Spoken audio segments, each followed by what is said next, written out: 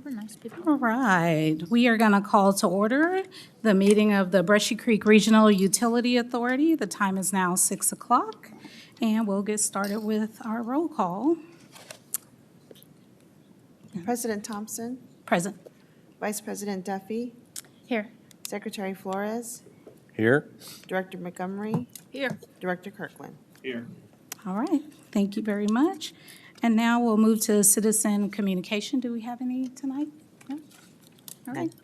We'll move to item 4A, consider approval of the BCRUA meeting minutes from March 26, 2025.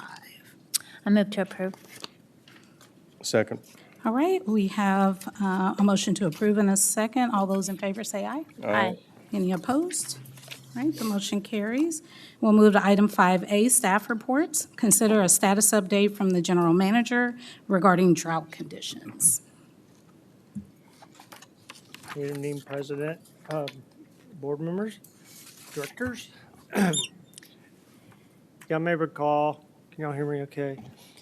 We gave y'all a little update on this last month, and we were looking at the LCRA official projections, and at that time, it looked like the lake wasn't going to get to a level that we would have any really concerns with this year, but those updates are put out every month, so the one that just came out has worsened slightly, and so now there is a slight chance that the lake could drop to a level that the BCRUA would have to move our intake barge, and that would be into August, early September, and as you can see right there, that little red circle, it projects a low of possible of 623, 25. It's in the neighborhood, and all I wanted to do was let y'all know that, and we're not surprised that the projections worsen because it's been very dry, and hopefully we'll get some rain in the next few weeks, which will maybe stabilize it or hopefully improve it, but maybe not, and hopefully not worsen it. But I want to just keep y'all informed that we are monitoring that, and we absolutely have a plan for to keep monitoring it on a pretty much, definitely a monthly basis. And if we need to pull the triggers to do the engineering and construction to move the barge, we in time we're ready to do that. So I want to let y'all know we have a plan, and we've been through this drill before. We went through this drill last summer, same thing, and we just monitored it, but with the plan, the contingency plan, if we need to activate it. So, and I want to let you keep y'all abreast of everything every month. Can you remind us again what that level is? Is it at 618? For the BCRUA barge, it's 627. 627, okay. 3? 623, Okay. okay. I just wanted to make sure we were clear. And can you remind us also the amount of time it takes to organize all of that for it to happen once we start that process? Well, that's a good question for Aaron. I would probably say something like 60 days, but why don't we let him put a little Okay. more detail on that? Thank you. Good evening. So we had prepared when we were looking at this last year, a work change directive for the contractor, TSJV, to take the steps necessary to decommission the floating intake if this happened. There's some work they would need to complete early to build some racks to store the pumps on temporarily, and that would probably be the first activity that happened. But taking that out of the equation, the actual process of pulling the pumps and storing the intake is roughly about a 30-day period, but we just have to have some of that work happen up front. So that work change directive is still prepared. We can hand that to the contractor. They're familiar with it. They understand the work involved. They just have to execute that document and we can move forward with it. So when we look at this projection, the bottom line is saying, at least according to LCRA's stochastic model, that there's a 1% chance that the lake could fall down to a level where we would need these activities to have occurred. As we monitor that, if it looks like that would be a reality, we would probably start in June talking to the contractor about building those racks in advance as a first step, and then just monitoring the situation. It's possible we could end up building the racks and still not have to carry forward with the rest of the job. But as a comparison as well, last year we entered this time about April of 2024, and the lake was actually about 10 feet lower than it is today. It was a worse situation than it is this year. The lake doesn't look good, but it was worse last year than this year. What happens in May? There's 2 months that are kind of the wild card months. They can make or break what happens. May is obviously one of those. October is another one that typically you rely on for some type of inflow. And we did get a little bit of inflow last year, which allows us to enter this summer in a better situation than last year. Thank you for that clarification. Oh. Aaron, I think I understood you saying that you have to disassemble the existing floating water barges and remove the pumps first. Why wouldn't you install the temporary deep water piping first, and then once that's installed, then remove all the equipment? The problem with trying to put in deep water piping to allow that system to pump from further away is that you have to move about a mile downstream before you get any extra real appreciable water depth that would allow you to do that. And so constructing that pipeline would be a very long lead time and expensive activity to complete, including land acquisition and a lot of cost. And then the other problem is that we still would have to power that facility from the current location where we receive power at Cedar Park's water treatment plant. And there could be some technical issues with that I don't think we could overcome. Okay. Any other questions or comments? Yes. Aaron, so at 623, we have to stop taking water from the barge, ideally? At 623, we would essentially say we're shutting the barge down and we're going to pull the pumps. And then Okay. what we had to do, because if you recall, we did this back in 2013, a year after we came online, we decommissioned that facility. And so after pulling the pumps, disconnecting the hoses and the power conductors, we then float that intake out to a deeper location near Starnes Island where we have an easement with LCRA for temporary storage. And we're at 638 now. Is that Roughly. kind of where we're at? Mm-hmm. So we have, what is that, 15 feet, right? And then at the point that we get close to the 623, I mean, excuse my terminology, but are we just turning off a spigot and then taking out the equipment out, or we have to take out first before we turn off the spigot? We would basically turn off the spigot first. Right. We'd shut down the system and shut down the plant and then Okay. turn off the intake. All right, thank you, sir. Yeah, I can tell you, the plan, and we did the same thing with the Cedar Park land or contingency barges. You keep it there as long as you can, because all it takes, especially if you get a tropical storm or something that comes in the summer, and that's what happened in 2015. Even though, because the lake dropped down to 623 in like 2013, and we took the BCRUA barge off, and it was off for 2 years. But the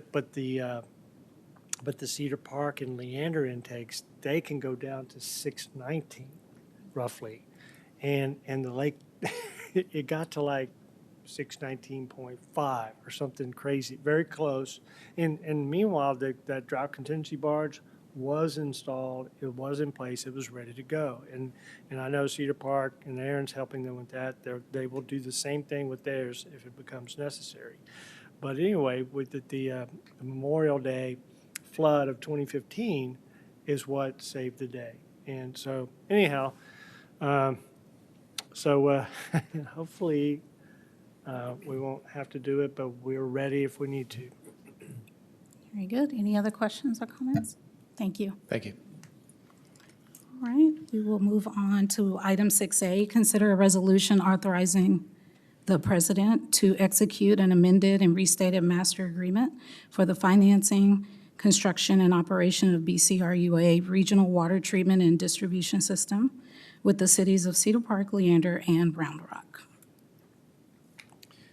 So we've been talking about this for quite some time, kind of giving y'all updates about the the progress of it. Steve Sheets, our attorney, started working on it in January of 2024 in earnest. And, and I started helping when I got here shortly after that. And we have pretty much finished the work as far as producing what we believe is a completely combined document, and we've we've reviewed it very thoroughly with the legal team of all three cities and the OC team of all three cities, and just gone back and forth, made lots and lots of changes and corrections and improvements. But anyhow, I do have just a short little summary here of a PowerPoint, because it's a lot, because it's a big document, but these are kind of the the substantive changes. And like the first bullet says, we combined all of the 7 amendments done over all those years into the 2008 document, which, as you can imagine, by doing that, literally cutting and pasting all that language in there, it created just a tremendous amount of overlapping language, duplicative language, non-relevant language, and so we spent quite a bit of time cleaning that up. All the exhibits that were in the old original agreement and in all of these 7 amendments have been updated, and then we've added some new exhibits I'll tell you about in a second. And one of the really important things that has never really been in any of the contracts that we've had is that language that addresses how raw water is going to be handled, the delivery of raw water to the cities of Cedar Park, to the cities of Leander, and then to the city, to their treatment plants, and then to the cities at the BCRUA plant. So we added quite a bit of language and exhibits to address raw water delivery from the phase 2 deep water pump station. We added a new exhibit for delivery points, because the delivery points has been almost 3-year project now, that from when we started talking about it and putting it in the contracts and stuff. But anyhow, now we have a good exhibit that shows where all of those delivery points are, both raw and treated.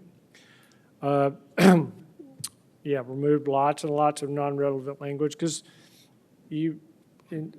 Steve's going to go through the bylaws summary here in a moment, but I will tell you that Steve was instrumental in, one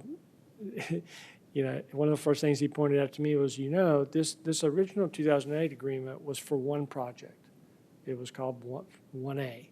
And it was, the whole agreement was written around this project being completed. And anyway, so all that language was completely taken out and changed to make it more of a forever agreement, if you will, which is a really good improvement. And then, okay, moving on, billing procedures. The billing procedures were not really just, that we updated those to be consistent with the way they're actually done and have been done for several years. And then y'all may recall there's a true-up. It's a budget true-up. It's done at the end of every fiscal year. And that way the cities, they pay throughout the year based on estimated flows, and then allocation of the budget based on those estimated flows. But then at the end of the year, there's a true-up based on actual flows, and they either get reimbursed if they overestimated, or they have to pay a little more if they underestimated. Well, that language has never been in the contract, so we've got that in there. And then we added procedures for billing O&M costs for raw water, because now we're going to have electricity costs that are just unique to the raw water pump station, which those had to be addressed. We're going to have chemical costs for the zebra mussels control that we will be injecting into the raw water. And then there's going to be operations and maintenance costs for that big, giant pump station. And so we added language and basically what will become line items in the budget when I bring that to y'all in June. And so that's all accounted for in the contract now, and it's ready to roll with the budget.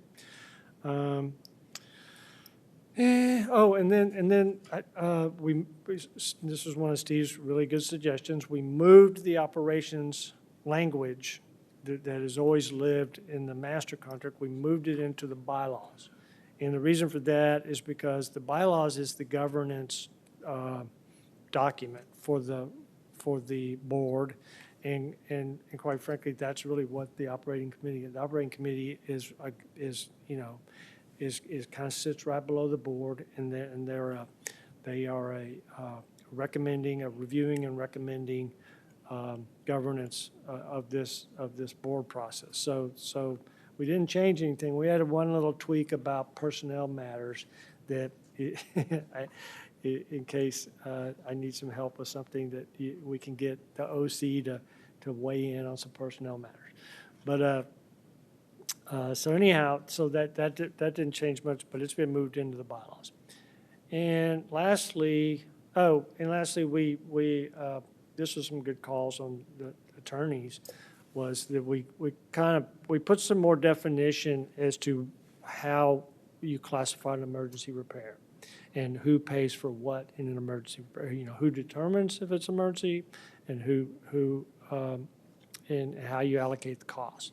And likewise with expansions, we expanded the definition of expansions because the original definition of it was a little different than the way it's being used now. So other than that, I may have put a little more information in the summary, but that's really the kind of that's the highlights of what we did. And I for one, am pretty happy with the document. And these people out here, they did a very thorough job and caught things that we didn't catch and made suggestions that they, we never thought of. And so as a team, I think we've got a really much improved document. With that, I'd be happy to answer any questions, and Steve and I will answer any questions y'all may have. All right. Do we have any questions or additional comments? No, you're good. Okay. All right. Well, this is an action item, and I'll make a motion to approve. Second. All right. We have a motion and a second. All those in favor say aye. Aye. Any opposed? All right, motion carries. Move to item 6B, consider a resolution approving the amended bylaws for the BCRUA and authorizing the president to execute the same. I guess I'm going to handle this one. So first thing that is good to keep in mind is that these bylaws were adopted in 2008, before there was a treatment plan. I mean, even before there was a board, and they were sort of generic bylaws with boilerplate that you would see in a typical private corporation. And at that time, there was not a whole lot of thought that went into them, in my mind, in my opinion, that made them specifically for the board of the BCRUA. So while we were making changes to the master agreement, I talked it over with Sam, and we decided that if this would be a good time to basically bring the bylaws up to where it's specifically for the BCRUA and not just a generic set of bylaws. So I'll go through 6 or 7 of the most important things that we changed.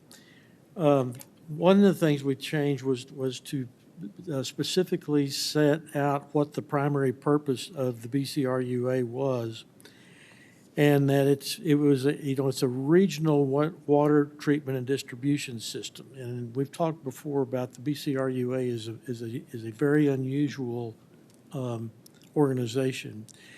And the TCEQ had a hard time figuring out exactly what we were. And they took the position that we that we were a wholesale public water supplier and an affected utility, which there's statutes on the books that require, cities and other organizations that are actually utilities that have customers. They have certain things they have to do, and the TCEQ was trying to say that the BCRUA needed to do those as well. So the first thing we did was just to make it clear that in the bylaws that we are not a wholesale public water supplier. The second thing was to clarify what happens if a board member ceases to hold qualifications, because there are very specific qualifications for to be on the board, and either hold office of city council or a citizen of the city and so forth. And so the bylaws now say that if a board member ceases to hold the qualifications, in other words, let's say they don't get reelected, then they are no longer qualified to serve on the board. There was some confusing language in the bylaws between the officer that we call the secretary of the board and an administrative employee that is a secretary that takes the minutes and post the agendas. That we want to make sure that it was clear that it was not the board secretary that was taking minutes and not the board secretary that was posting the agendas, that it was a administrative secretary. And then we had decided to basically reset the term and rotation of the board members to make them align. Over the 12 or 13 years since the board was first put into existence, the cities haven't always been real clear or haven't always appointed the directors at the time that they should be. And so it was getting very confusing because we had the directors of Leander would be expired at a different time than the directors from Round Rock and Cedar Park. So we've kind of restarted the clock, and hopefully we can get all the city councils to be cognizant of when it's time to appoint the board, and all three cities do them at the same time. And as Sam said earlier, I think one of the most important things we did was move the operations committee from a contract to the bylaws, where it's, as Sam said, it's the governing document, and the operations committee really should be part of the governing of the board, and not just in a contractual relationship. We added some language that kind of fleshes out the duties and responsibilities of the general manager, and to make it clear that the general manager basically serves at the pleasure of the board, and that the board is the one who actually appoints the general manager and to do annual reviews and things like that, so that the board, so it's it's clear that the general manager represents and works for the board. We also added. Hey, Steve, Yes, can I chime in for a second? sure. I do want to make mention that, this was a kind of a tricky one, because it'll affect general managers, for years to come. And what I wanted, a couple things I wanted to mention is that one thing that's really important is that all your general managers going forward, it's very important that they work for a city, and because to get all the benefits and all the things that come with working for a city, because having the general manager be appointed by the board, hired and fired basically, and reviewed by the board, I think it's a good thing, but you still want that, bless you, you still want that general manager to work for one of the cities, because we really need to stick to the idea that BCRA doesn't want to have its own HR, its own retirement, all that, blah, blah, blah. So, and the way I wanted to mention, and y'all can change this, because if you want to do your own review of the general manager, you can do it however you want, but I will tell you how it's been being done, and it's worked really well. And that is that the city of Round Rock has a pay for performance system that's very similar to Cedar Parks, and I'm sure Leander has one. And that's how they've reviewed Karen Bond, my predecessor before me, and my first year here, they used it. And it's actually very, it's a good system. We use the same system on our employees. And so what I know was done last year for me was after that review was done, it was brought to the OC and presented to the OC. And a recommendation for salary adjustment as a result of that was presented to the OC, and they made a recommendation. Anyhow, and like I said, if y'all want to change it, you can, but if y'all don't have any objections, what we'd like to do is keep doing that way. Except that once a year, there's going to be an item on the agenda, and we or somebody would bring you that performance eval and the recommendation from the OC. And then of course y'all can do with it what, it's your pleasure. But I wanted to add that little note, because but when Steve first mentioned this, it made sense to me that for a board of this stature to have the general manager be, report officially according to the bylaws to the board made sense. That all makes sense. I do want to ask, like, if it is brought, is there value in us giving feedback? And I don't know that we want to do it directly here. Is there a mechanism like we do with I don't know how anybody else does it, but with our city manager and city attorney, we have an evaluation process, and then we share any, recommendations, kudos, whatever. I don't know if the board feels like there's value in providing it, if there's a mechanism, not to recreate the wheel, but I just think anybody that you're working with in this capacity, that you still answer to the board in some regard, that we'd have an opportunity to give feedback as well.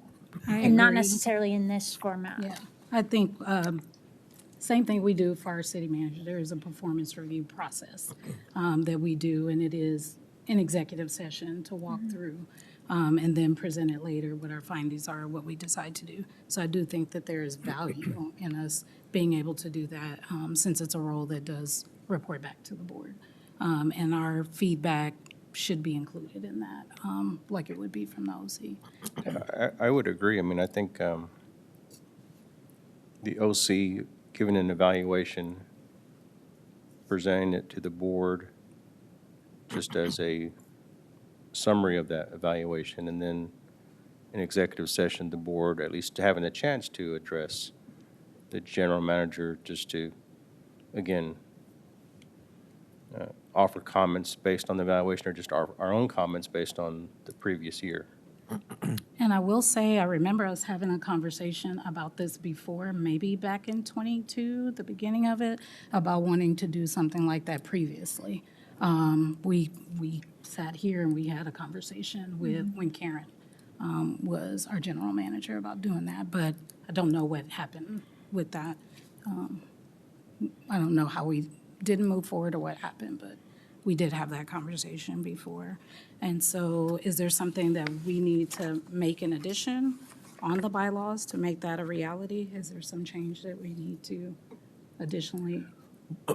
Well, one thing, I think that the board obviously can, adopt by policy ways to do a evaluation and that it might be, I'm just suggesting that maybe that's the way to handle it, is through policy as opposed to putting that kind of detail into the bylaws. But I mean, we can do it however. I think some of it's already addressed in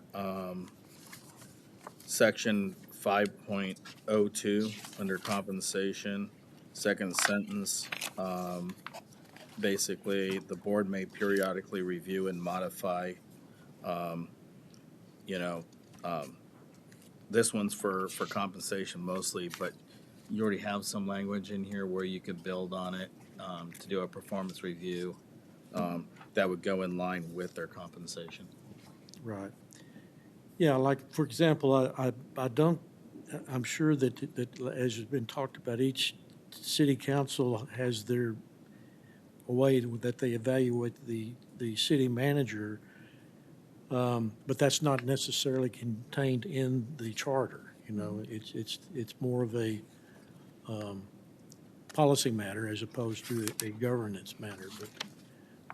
But if we want to add something to the bylaws, we can certainly do that. And I'm fine with it being the policy. I guess I would just like to know that it is in policy, and I will defer to your judgment on if it needs to be here in the bylaws, and I'm perfectly fine with it not being here.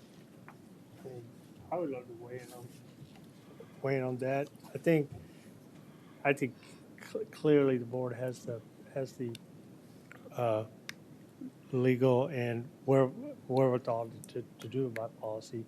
And I say we go through it. And and if you don't have any objections, we can bring you the performance eval, because these people see me every day. I mean, they know my performance, and believe me, they're not shy about, you know, if there's issues. And so we bring you that eval, and it is a formal eval, and then we can, if y'all want to, we can have a little work session and see what you think about it, and see if you want to add something to it, or add like a cover page, a board, a board feedback section. Yeah, I mean, I think we could. I don't know. The first time we do it, that will, as long as, I think we just be real flexible and just go through it. And then after we do it one time, I think y'all have a, because you may not, if y'all want to do the full on city manager one, but to me, this is different. No, Because it absolutely I do right, work for yeah. the city of Round Rock, Yeah. or this the general manager works for, and they have a process. So at least you have a template that you're going to get every year that says, here's how they did. And then you can add your own to that. And you know me, I'll help you draft up whatever format you want to, whatever y'all want to do. And then we could adopt it by resolution. I mean, the board could adopt the procedure by resolution. Is the hesitation with adding a section to the bylaws just that it's not customary? Well, Is that once it's in the bylaws, it's harder to make changes Right. and Okay. but, because, bylaws have to be approved by all three cities and, all that. So it's, if we could do it by resolution, that's easier procedurally. But again, I'm happy to do it either way. Do y'all have a preference? I think, Oh, go ahead. I'm sorry, I think by policy, it allows for more flexibility and just going forward, I think once you codify something, you're held to a higher standard, and I just think that's a challenge. I don't disagree. I agree with both points, but one thing I would just, any other board that I've served on, you were reviewing the bylaws more frequently than, say, since 2008. Yeah, right. So I didn't know if we wanted to include something like that, kind of like we do a charter review as well, because all of us sitting up here may not be the same people that are going to be here Right. in 4 years, and there might be, definitely a desire to look at this. And then again, we're going to have other things that are going to come out of the different phases that are coming as well. So you're I recommending. would want I would want to add, certainly consider resolution or policy, but also to include the bylaw review timeline as well. Versus, oh, hey, we're adding these things, maybe we'll look at it, whereas we're actually looking at it on a designated timeline every 4 years or whatever makes sense. And I don't know if there's that's necessarily required, but I just think as we add more aspects to what the board is overseeing, I think that's necessary. All right. Not trying to complicate, but it's just things No. I thought of today. I don't think it's complicated at all. What I'm going back to though, we have a section on here. Well, a couple of things. We talk about the terms of the directors and we have that at 2 years, and I know we're trying to get on a schedule and get everybody back at the same time. But unless I just missed it, or is the document silent on what the terms are, like how many times they can be repeated? Oh, there's no term limit. There's no term limit, okay. I didn't see that in here, but I could have just overlooked it. Does it specifically outline that under terms? Or Well, we it's- never it's- have? Well, the term is for 2 years. The term is 2 years, but we can continue to run over and Yes, over there's again. nothing in the bylaws So that it's limit silent. the terms. Gotcha. Yeah. All right. And then, I don't know, I would like to see, I know we have it listed under the OC, like responsibilities of the operating committee. I don't see it as explicitly of the board. We have what the president does, the vice president, but under, if we had a section that was specific to that, that's where you could put that performance stuff about the review of the general manager, just in general. This is what the body is doing. All of the actual process and how it's done can be in a resolution, but it's not 100% clear in the way that it is with the OC to me, but that's just my opinion. Honestly, I think this is, a good update here.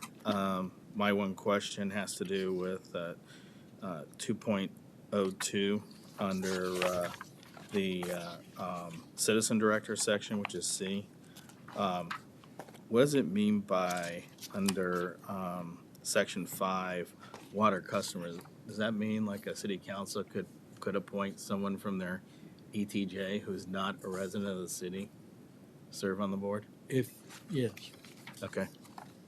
Y'all, if they are a water customer, like a resident of a municipal utility district, it's water from a city. yeah, I just think that, with so many city employees engaged in this process, it gets kind of interesting when non-residents within your city limits have some say over your city employees. So a little concerned there, but I don't know how to rewrite that statement. Was that an addition from the previous bylaws? It was always there. It's been in there Yeah. since the beginning. So you're I mean, recommending, it'd be pretty easy to To remove remove. that one phrase if we wanted to. I mean, you have resident in there of the cities. Right. Because each city would appoint their council director and their citizen director. So I just think it needs to be the people who are paying taxes in the cities. what do y'all think? Do we need to strike that one? I don't have any objection Okay. either way. Yeah, I agree. It does get sort of murky. All right, so we got that. So I'm assuming that either this will come back to us for approval with the changes, or do we need to approve tonight with the changes, like verbally? Well, so if there's changes that the board wants to approve, then they need to make a motion and second and vote on them and tell them, and With the say what the changes. changes are. Gotcha. Yeah. All right. So in 201C, we're removing the water customer language. Yeah, so you Two. would basically put the or after section 3, before section 4, Right. and then remove the last portion of the sentence. And then,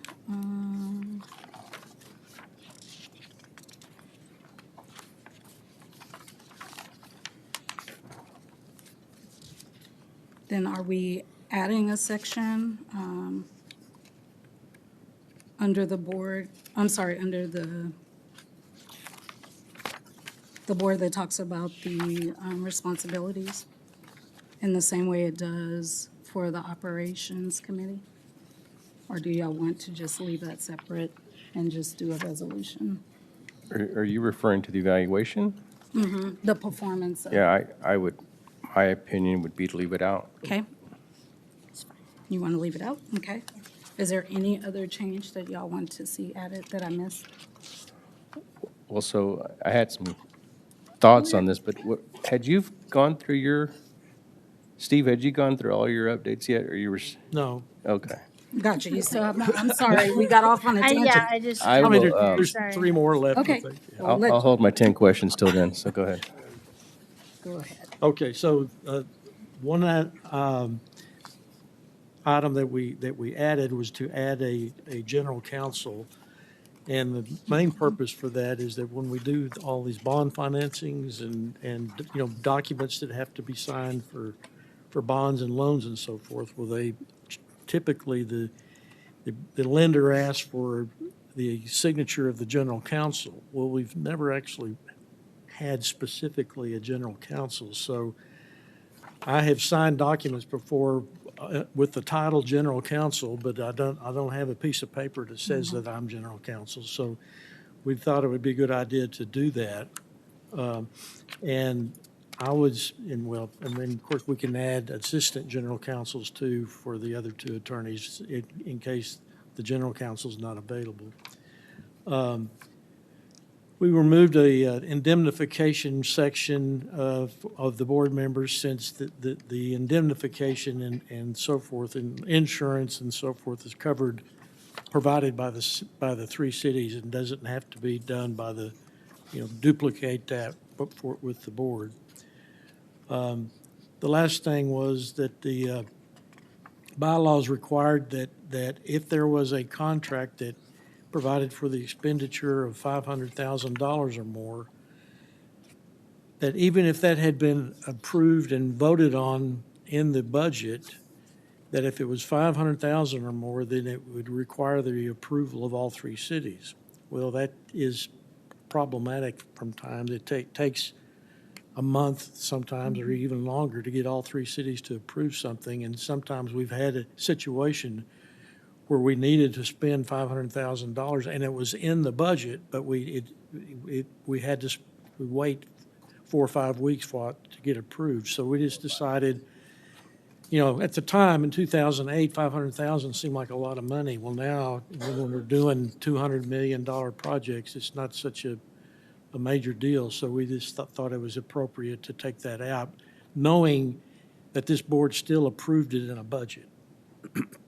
Well, and knowing that the budget got approved by all the cities. Yeah, So exactly. So it was It's kind of duplicating like, the it's approval. kind of redundant.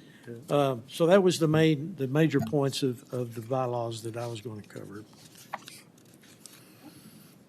So I only had, I didn't have 10 questions, I had 2 questions. Section 209 on the quorum, since we're in the weeds. 4 directors being majority of the board, can that be just 2 cities at one time? So if, We need 4 directors, yeah. so regardless of what cities are from. So like if one city is not represented in the 4, we still have achieved quorum. Yes. Okay. And you're All right. voting majority. All right, very good.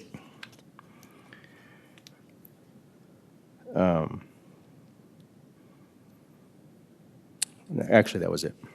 Thank you. You sure? The other one, I think we talked to add it, so. I'm good. I mean, this is the floor. Oh, no. You're okay? All right. Anybody Do, else? I, Go ahead. I'm still kind of, do we want to have a review? Like, a timeline for review? What's that? A timeline for review on the, Oh. like, every, On the bylaws? yeah, I mean, it could be, I mean, if I say 4, I mean, it's arbitrary, but I think there's value in that as we add things instead of like, oh gee, we should come back and add that. At least we're looking at it every couple of years. If there's things to change, take away, add. Other bylaws I've worked with, we've said in the bylaws that they will be periodically reviewed. We didn't put a time Timeline. frame on it, and that way each Yeah. board each year, every 2, Yeah. whatever the terms are, can decide if this is an issue we want to Yeah, take up. I think that's good language because it's a little ambiguous, but doesn't hold you to, like, if you can't line it up and then, oh gee, we're out of compliance if we don't hit a certain date. So I'm okay with that general. You got a place we could add that? Just, something that they should be periodically Reviewed. Review. Yeah, I 'Cause mean, I couldn't even tell you when the last time they were. Yeah. Yeah. Well, it wasn't that long ago. I mean, it was maybe 3 or 4 years ago. Okay. So we can add that somewhere, I guess, in the bylaws. So any other additions or changes that we want to see? Go ahead. I don't understand, so you're saying that the board would have the ability to review bylaws basically at will? I don't like that because that makes it harder for the organizational group because you're swinging in different directions. I would say something to the effect like at least once every 3 or 4 years, it just gets reviewed and updated rather than allowing people to make changes through the process. I think when you are, it's a review, it's not necessarily a change. So typically, you wouldn't bring it up for review unless there was something that wasn't working like it's supposed to be working. Correct. And then if you have new people come on the board, that gives them the authority, if it's a new board, to move forward in the way that council would. Like, you can bring forth things. If y'all need to change it, it's a new dynamic, and y'all need to change it. But I guess that could happen. I don't envision people going through that process. Right. Because this is very cumbersome to walk through. I always tell new people, get to know the process before you start Yes, trying making to change it. changes, because you may learn that the process works really well. All right. Well, if that's it, then we'll move forward to approve the bylaws with those 2 changes. And then I guess y'all will bring back to us something about the performance review and add it in a resolution that we'll need to sign as a board, is what I understand? Okay. All right. So I'll make a motion to approve 6B with the changes we discussed tonight. Do I need to repeat those again? Would you repeat the changes, please? Yes. The changes would be to section 2.01C, removing the water customer of the Okay. city. Thank you. Excuse me, 2.02. I'm sorry, thank you. 2.02, thank you, C, removing that. Okay. And then adding some language somewhere, I don't know if it's at the beginning of the document under general purpose, that these bylaws will periodically, or can be periodically reviewed by the board, since it's silent on that. Yep, got it. So if we add the second one you just mentioned, I guess it goes back to the question I didn't think I needed to ask, but I'm going to ask. Section 403 talks about OC recommendations. So would we have to have the recommendation of the OC to amend, adjust, add, or delete items in the future? To the bylaws? Well, I mean, as I read 403, it says, "The board shall not take any action to any matters without recommendation from the OC. So maybe I'm Well, This missing. is the foregoing, The foregoing matters and that's the ones over here. in, Ah. in 4.02. Oh, foregoing, that's a big word. Okay, thank you. So it's, like the review of the annual budget, Okay. expansions, really important things. Does, and I apologize, does 402 talk about review of the GM? No. No. It does have, and, earlier when we were having the conversation, I thought that would be an easy one to add to 4.02 if y'all would like. I still keep going back, which is not a bad idea at all. And to me, it fits within the context of what you see in those items. So, yeah, we could just put in there like annual performance review of the general manager. And that would be an OC, responsibility, and that y'all would not act without, and then you would follow 4.03, saying you won't act until you have their recommendation. Does item I not address that already? Doesn't specifically Well, see, speak to the operation. Yeah, it says as requested by the general manager. That was really intended for other personnel matters. Personnel, yeah. Now, we could put it in there, we could say, including the general manager review. I mean, I think there's, if y'all want us to put performance, I would just come straight out and probably just say it, have, maybe even add one. Steve's usually he's usually a really good judge of what's the easiest, simplest, but correct way to add something. But if we're gonna add annual performance review and evaluation of the general manager, those words, if y'all say y'all enjoy what y'all want, we'll put it there. Yeah. No, but I think he already made his recommendation that it probably should be a policy and not a bylaw. Did I misunderstand that? No, that was what was brought up also. My concern with putting it under 402, then it ties the board's hand to 403. And there was a comment made earlier, I don't know who made it, that the general manager serves at the pleasure of the board. That comment was made, and then that becomes untrue with 403 if they're dependent on 402. So I don't, See, that's right. And so going back to what Steve said in the very beginning, the way it's set up now, y'all can do it however you want. yeah, And all I was suggesting in the beginning is that we'll show you how we did it. And if y'all don't like that, if you like it, great. If you don't, we'll change up. And we've already got marching orders to do. I envision it's a process. It's a resolution that'll describe. And this one will probably have to, I'd say we would bring it to you for informational purposes and let y'all Yeah. study it. And then once we get it in a form that y'all are happy with, then we can approve it. So, that works for me. so yeah, That scratch works for that me. idea and we'll stick with, I'll second the motion to amend with the two changes noted. Thank you. We have a motion and a second. All those in favor say aye. Aye. Any opposed? All right, motion carries. We'll move on to item 6C. Consider a resolution authorizing a BCRUA general manager to submit an application for financial assistance to the Texas Water Development Board on behalf of the city of Leander in the amount not to exceed $72,340 million. so this, there's a good summary in your packet describing this. We submitted the bridge application in January for both cities and got invited. We ranked actually very high in the, I think they had like 25 total, and we were like in the top 6, so that was really something to be proud of.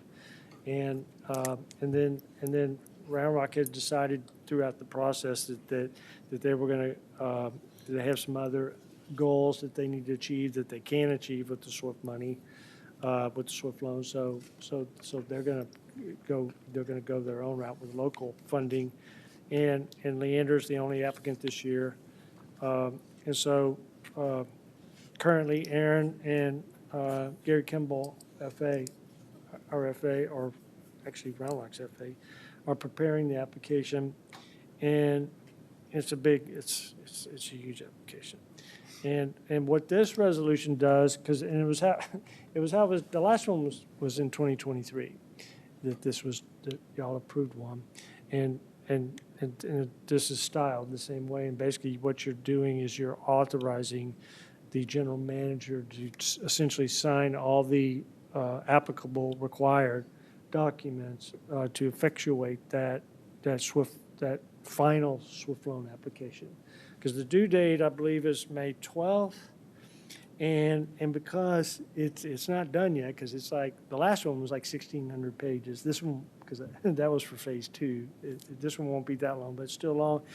In order to allow time for them to finish that and then have the general manager be able to sign everything, that's why this resolution is styled this way. You're basically giving advanced authorization for that. And other than that, it's pretty straightforward, standard resolution. And be happy to answer any questions. Yeah, have any questions? All right, it's an action item. Motion to approve? Second. All right, we have a motion and a second. All those in favor? Aye. Say aye. All right, any opposed? Motion carries. We'll move to item 6D, consider a resolution authorizing the president to execute supplemental contract number 3 to the contract for engineering services with Walker Partners for the BCRUA Phase 1D Water Treatment Plant Expansion. This is, and if Aaron's available for questions, but I think I can kind of handle it to get us started on it. This is a supplemental contract for the Phase 1D project, and it's for additional construction phase services, inspection, testing, all that stuff.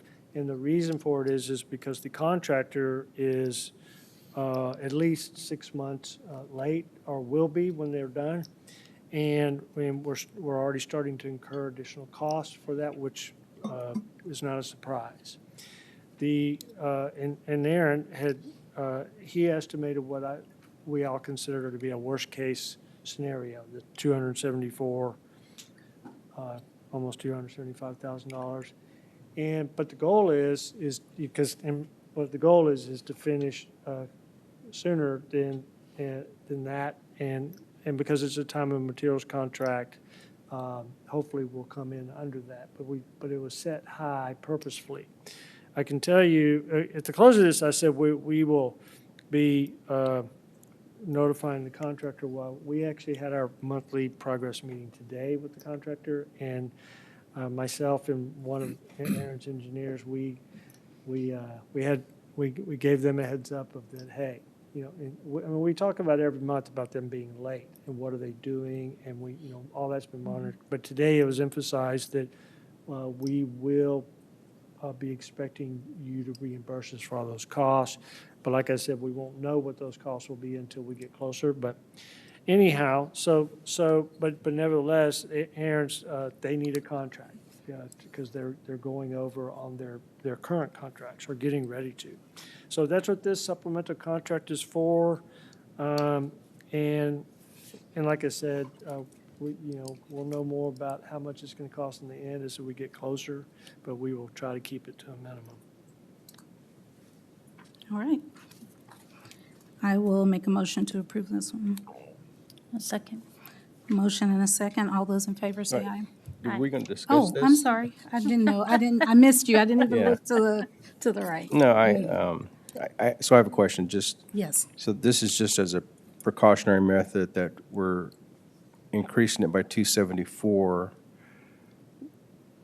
We hope we're going to get the 274 back. I mean, we may not spend it all. We're doing it just because we have to have a contract to the maximum number. What's our level of confidence that we're going to get the 274 back in case all of that is fully advanced? I guess that's my question. Well, it's a great question. And I think that a different way of putting it is, what's our anticipation of getting back what we actually spend, no matter when it finishes? Because, say it comes in at 200, there's still, we Correct. have to essentially make a claim. And it'll be, it'll be a little bit legal, but the contracts are really clear. However, they will have a right to make a counter for things like, you know, they may claim rain days that we may not be in agreement with, or they may claim, you know, there'll be some back and forth on it. Let's just put it that way. And so there's no guarantee until you get there. And other than, kind of like what we do on phase two, we will enforce our rights under the contract as diligently as we can. And I can tell you, there's no animosity at all with this contractor, so I don't perceive it to be a big problem. But because there's money involved, I'm sure they'll try to limit their damage if they can, and of course, we'll entertain any. And if they have a counter, we're going to talk to them about it. So anyway, Well, and, no 100% guarantees. well, Sam, that's not what I was looking for. There's a 100% guarantee we're going to get a big chunk of it back, if not all of it. Okay, thank you, sir. All right, thank you, Secretary Flores, for that. Anything else? No?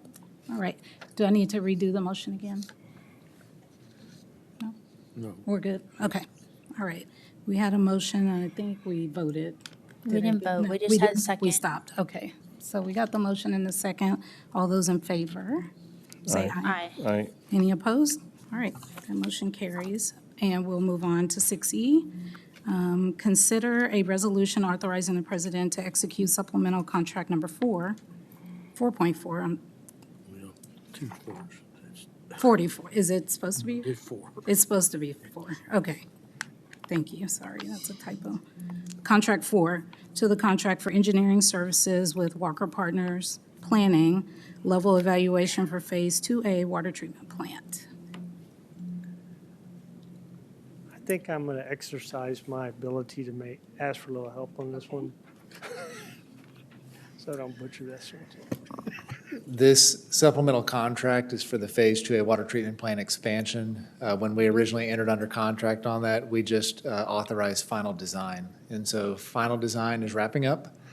Happy to report that we're anticipating advertising for bid likely next month, towards the end of next month. We've got regulatory approvals we need to go through with Texas Water Development Board that we can't control how long those take, but generally they take about 30 days.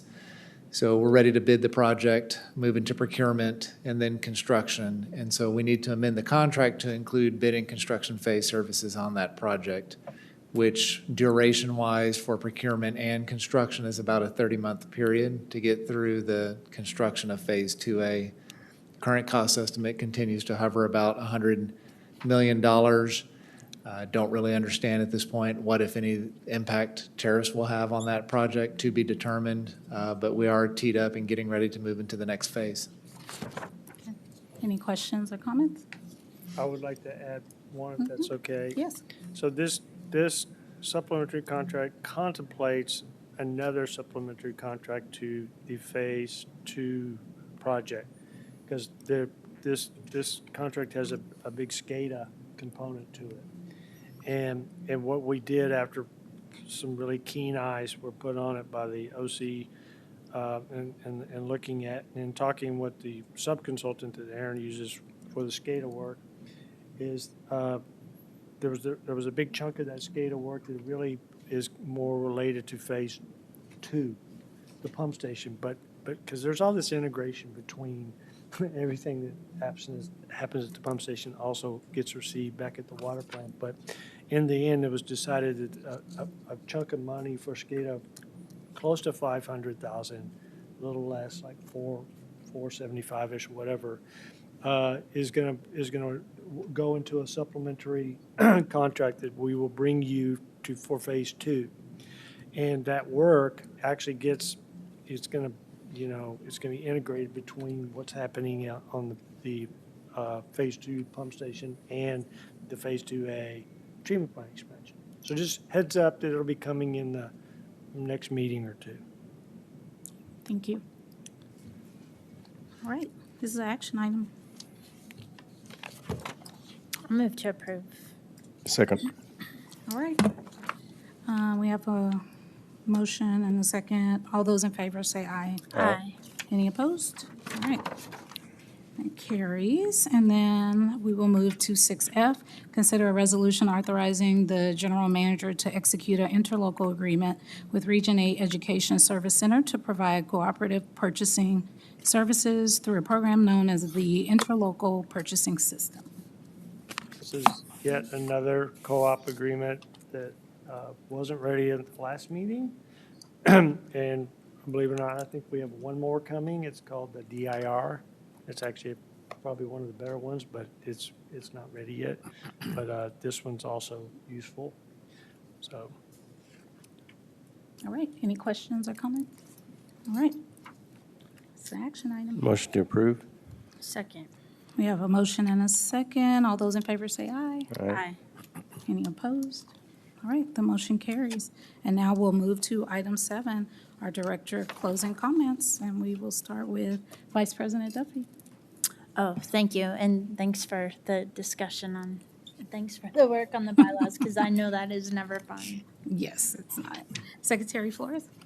Likewise, thank you, Steve, for all the work and the OC on getting these bylaws put together and the master amended agreement put together. That's all good stuff, so thank y'all for all your hard work. And Director Montgomery? Good night. And Director Kirkland? Steve, thank you very much. Wait, oops. There you Steve, thank you very much for all the work you did on it. It was very easy to understand and appreciate all your hard work. Thank you.